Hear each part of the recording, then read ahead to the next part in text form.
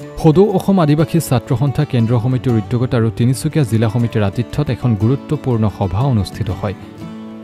আছাৰ তিনিচুকীয়া জিলা সমিতিৰ সভাপতি আলবাৰ্ট অৰেয়াই সভাপতিত্ব কৰা সভাত বিশিষ্ট অতিথি হিচাপে উপস্থিত থাকে সদৌ অসম আদিবাসী ছাত্ৰ সন্থাৰ কেন্দ্ৰীয় সমিতিৰ সভাপতি ৰেজান হৰ, সাধাৰণ সম্পাদক দেৱেন ওৰাং, তিনিচুকীয়া জিলা সাংবাদিক সন্থাৰ সাধাৰণ সম্পাদক ৰাণা জ্যোতি নেওগ, ৰাষ্ট্ৰীয় ফুটবলাৰ নেলছন তাছা, সাংবাদিক সোণাৰাম কলিতা, সদৌ অসম ছাত্ৰ সন্থাৰ মাৰ্ঘেৰিটা আঞ্চলিক সমিতিৰ সভাপতি অভিষেক বৰুৱা, আছু তিনিচুকীয়া জিলা সাহিত্য সম্পাদক ৰূপম বৰুৱা সহ আদিবাসী জনগোষ্ঠীয় বিভিন্ন দল সংগঠনৰ প্ৰতিনিধি।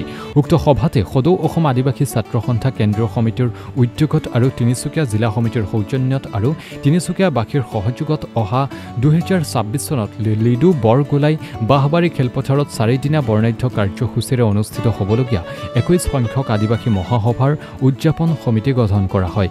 21তম আদিবাসী মহাসভাৰ সভাপতিৰূপে ৰাণা জ্যোতি নেওগ আৰু কাৰ্যকৰী সভাপতিৰূপে এলবাৰ্ট অৰেয়া তথা যুটীয়া সম্পাদক হিচাপে কল্যাণ চেতিয়া, মুখ্য সম্পাদক জাৰ্নেল মিঞ্চক লৈ এখনি শক্তিশালী উদযাপন সমিতি গঠন কৰা হয়।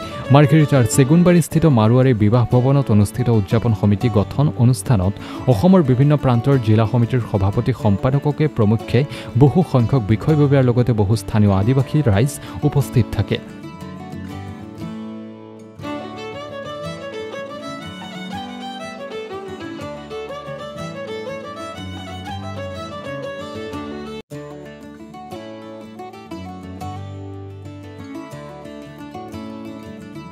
আদিবাসী ছাত্ৰ সন্থা কেন্দ্ৰীয় সমিতিৰ উদ্যোগ তথা তিনিচুকীয়া জিলা সমিতিৰ সহযোগত আজি মাৰ্ঘেৰিটাৰ মাৰোৱাৰী বিবাহ ভৱনত সভা অনুষ্ঠিত হয়। আগন্তুক যি আমাৰ মহাসভা আদিবাসী মহাসভা 21তম মহাসভা তিনিচুকীয়া জিলাৰ মাৰ্ঘেৰিটা অনুষ্ঠিত কৰাৰ যি এটা পৰিকল্পনা কৰা হৈছে তাৰ আজি উদযাপন সমিতি অভ্যৰ্থনা সমিতি গঠনৰ উদ্দেশ্যে সভা আহ্বান কৰা হৈছিল। আৰু এই সভাতে আমি সভাপতি হিচাপে 21 সংখ্যক মহাসভাৰ সভাপতি হিচাপে ৰাণা জ্যোতি নেওগ ডাঙৰীয়াক সভাপতি হিচাপে নিৰ্বাচন কৰা হ'ল আৰু কাৰ্যকৰী সভাপতি হিচাপে এলবাৰ্ট অৰেয়া ডাঙৰীয়াক দায়িত্ব অৰ্পণ কৰা হৈছে।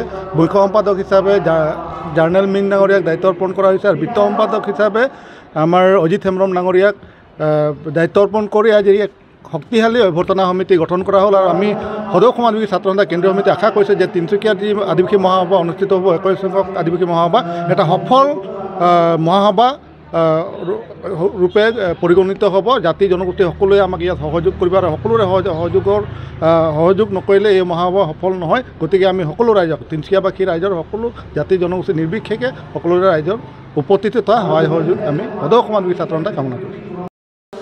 সদৌ অসম আদিবাসী ছাত্ৰ সন্থা কেন্দ্ৰ সমিতিৰ উদ্যোগত আৰু তিনিচুকীয়া জিলা সমিতিৰ সৌজন্যত তথা তিনিচুকীয়া জিলাবাসী ৰাইজৰ সহযোগত 21তম আদিবাসী মহাসভা আমাৰ এই তিনিচুকীয়া জিলাৰ মাৰ্ঘেৰিটা সমষ্টিৰ লিডু বৰগোলাই খেলপথাৰত অহা 2026 চনৰ 30-31 জানুৱাৰী আৰু 1-2 ফেব্ৰুৱাৰী 2026 তাৰিখে অনুষ্ঠিত হ'ব। এক বৰ্ণাঢ্য কাৰ্যসূচীৰে 4 দিনীয়া বৰ্ণাঢ্য কাৰ্যসূচীৰে অনুষ্ঠিত হ'ব।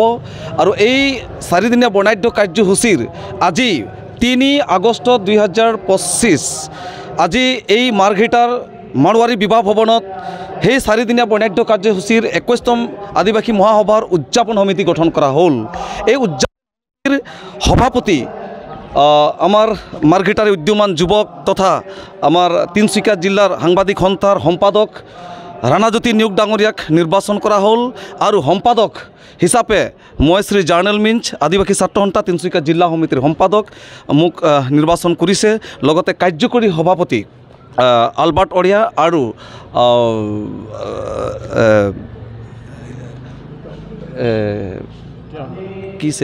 নিৰ্বাচন কৰা হ'ল।